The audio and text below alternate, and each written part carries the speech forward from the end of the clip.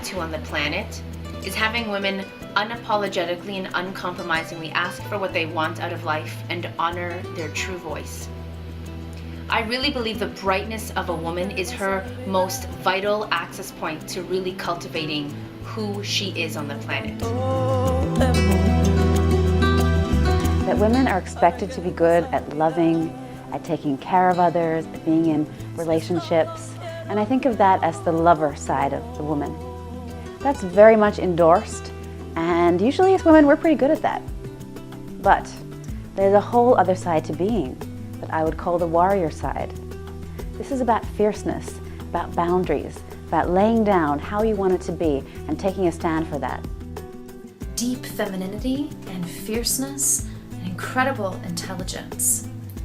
A tremendous amount of care and gumption, bravery, courage. One of the things that I love most about being a woman and about women is this full range of emotions and feelings that we experience in any given moment. And I'm now learning through this beautiful sisterhood, really stepping into my power to manifest and to allow and to call in by even just by holding my desires as sacred.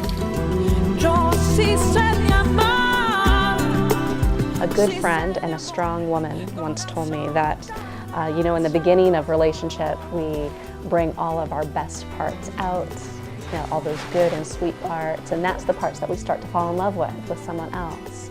But to bring the dark parts out, to bring those shadow parts out and feel loved there, like that is really powerful, and that's the real intimacy, to bring out those despicable parts. I believe one of the most powerful things you can do to step into your power as a woman in this day and age is to explore and share your vulnerability. To really look at your life and go within and find out what is it that terrifies you? What is it that you're scared of? What is it that you feel shame or guilt around? Find out what your version of an extraordinary woman is. Next time you're faced with a choice, whether it's what to wear, how to react, how to respond, pretend you are watching a movie screen and you are the main character. What would have you clap most for her? What would have you be most proud? And then do that. Not so that you can get the agreement of everybody or appeal to the masses, but what would have you most think she's extraordinary? You do that, you will create for yourself that you are an epic woman that you are proud of. To take teachings and to turn them into embodied exercises, where the teaching becomes something that you experientially learn, is infinitely more powerful, creates massive transformation that any lecture just leaves it in the dust. I learned this from Jennifer Russell. I've noticed it in Jennifer. And it's thinking that has courage in it that allows you to follow your thoughts wherever they're going instead of cut off when it gets a little too scary or unfamiliar, not comfortable. She doesn't do that. And I encourage all of us. I'm practicing, and I encourage you to join me. When we embrace that authentic truth, I think what happens is a more full realization of who we really are, and finally the courage to actually say that truth. The ability I admire in so many of the powerful feminine leaders in today's world, both in media, in popular culture, in my circle, my community, my tribe, is the ability to cultivate a sexual attractiveness, cultivate our sexual power, to cultivate our sexual drive, and to use that energy in a way that enlivens our experience, enlivens humanity, enlivens the masculine. And one of the things that I've learned over the past few years is that as women, we have this beautiful sensuality, this movement that flows through us, this softness and these waves that flow through us. And because we're in such a masculine world, we feel like we have to keep it still in order to be powerful. And what I've learned is that that softness and that sensuality that flows through us can be something that punctuates our voice, can be something that that gives us emphasis into our power. One of the things that gives me hope for the future and for the world is this generation of women in their 30s and 40s that are so full of vibrancy and sexuality and brilliance and are giving their gifts to the world and at the same time valuing relationships and are so sexy and full of bling and pizzazz. And it's an inspiration to people of my generation.